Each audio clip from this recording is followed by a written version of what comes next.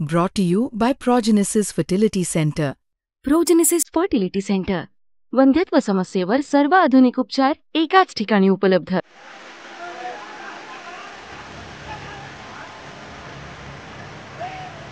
तर त्याचा मी सकाळी व्हिडिओ बघितला. खरं तर मला एवढं रडायला येत होतं, असं वाटत होतं आता जाऊ मी त्याचा गळा पकडून रडू की काय, असं मला खरंच वाटलं सकाळी. चिंता वाटत होती सर की माझा पुरा बंधू हा लागून जाईल. जो मी वर्षभरासाठी जो वर्षभर मी मेहनत केली तो पुरा सर एका सेकंदामध्ये माझ्या पुढे चालला होता सर. मला काही मानसिक भावना नव्हती सर. बस मी तेवढं थांबवण्याचा प्रयत्न करतो. काही दिवसांपूर्वी एका तरुण शेतकऱ्याचा पावसात त्याचं पीक वाहत जात असताना ते पीक वाचवण्याचा प्रयत्न करतानाचा व्हिडिओ सोशल मीडियावर व्हायरल झाला होता. केंद्रीय कृषी मंत्री शिवराज सिंग चौहान यांनी त्याच्याकडे लक्ष दिलं. त्यांनी थेट शेतकऱ्याला फोन लावला, ते त्याच्याशी बोलले आणि त्याला भरपाई देण्याचं आश्वासनही दिलं. हा शेतकरी म्हणजे गौरव पवार, ज्याचा व्हिडिओ सोशल मीडियावर प्रचंड व्हायरल होतोय. गौरव पवार हा वाशिम जिल्ह्यातील मनोरा तहसीलमधील बोरवा गावाचा रहिवासी आहे. गौरवनं उत्पादन बाजारात विक्रीसाठी त्याचं 25 क्विंटल हरभरा पीक आणलं होतं. त्यानं बाजारात पीक साठवून ठेवलं होतं. अचानक हवामान बदललं आणि मुसळधार पाऊस सुरू झाला. मुसळधार पावसामुळे गौरवला पीक सांभाळण्याची संधीही मिळाली नाही आणि त्याचं पीक पावसाच्या पाण्यात वाहून जाऊ लागलं. गौरवनं पिकाला वाचवण्याचा खूप प्रयत्न केला, पण तो ते वाचवू शकला नाही. बाजारात उभ्या असलेल्या एका व्यक्तीनं गौरवचा पीक वाचवतानाचा व्हिडिओ बनवला, जो आज देशभरात व्हायरल झालाय. केंद्रीय कृषी मंत्र्यांनी हा व्हिडिओ पाहिल्याबरोबर गौरव पवार याचा नंबर घेतला आणि त्याच्याशी केवळ बोललेच नाहीत, तर त्याला भरपाईचं आश्वासनही दिलं.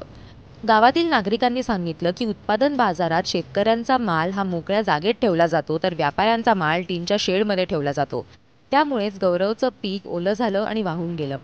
15 मेचा दिवस होता सर तो. त्या ठिकाणी मी भुईमूग विकायला नेला होता सर गव्हर्नमेंट मार्केटला सर.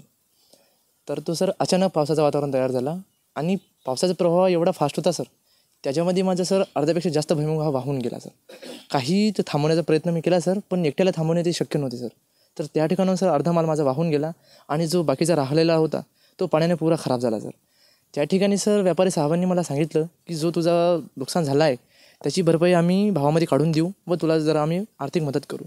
पण जेव्हा हराशी चालू झाली त्यावेळी इतरांच्या भुईमुगांना चांगला भाव दिला आणि जेव्हा माझी वेळ आली त्यावेळी सरांनी माझ्या भावाला फक्त 4,000चा भाव दिला. तर तो भाव सर मला योग्य वाटले नाही सर.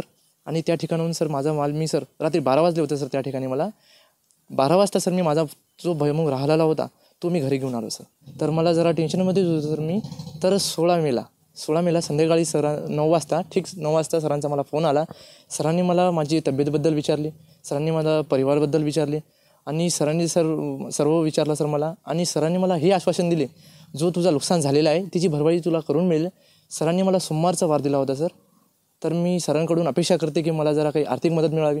माझ्यावर खूप सारं कर्ज आहे, माझी बहीण लग्नासाठी आली आहे सर. तर सरांकडून मी अपेक्षा करतो की मला काहीतरी आर्थिक मदत मिळावी सरांकडून.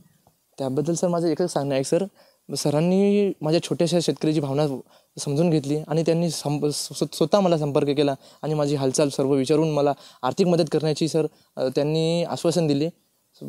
मला सरांचा मी धन्यवाद करते की त्यांनी एका छोट्या शेतकऱ्याची भावना समजून घेऊन स्वतः फोन केले. हाच मला खूप मोठा गौरव वाटते सर. चिंता वाटत होती सर की माझा पुरा भुईमूग हा वाहून जाईल. जो वर्षभर मी मेहनत केली तो पुरा सर एका सेकंदामध्ये माझ्या पुढे चालला होता सर. मला काही मानसिक भान नव्हती सर. बस मी ते थांबवण्याचा प्रयत्न करत होतो.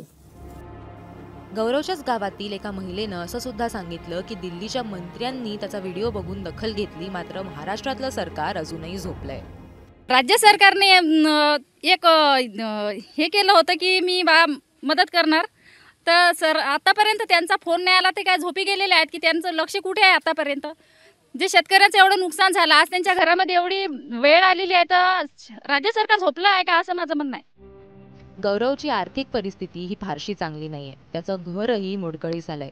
गौरव सध्या BAच्या शेवटच्या वर्षात आहे, पण त्याच्या वडिलांच्या आजारपणामुळे घर, शेती आणि कुटुंब चालवण्याची जबाबदारी त्याच्यावर आली आहे. गौरवला मनोरा शहरातील उत्पादन बाजारानं 20,000 रुपयांची मदत दिली आहे.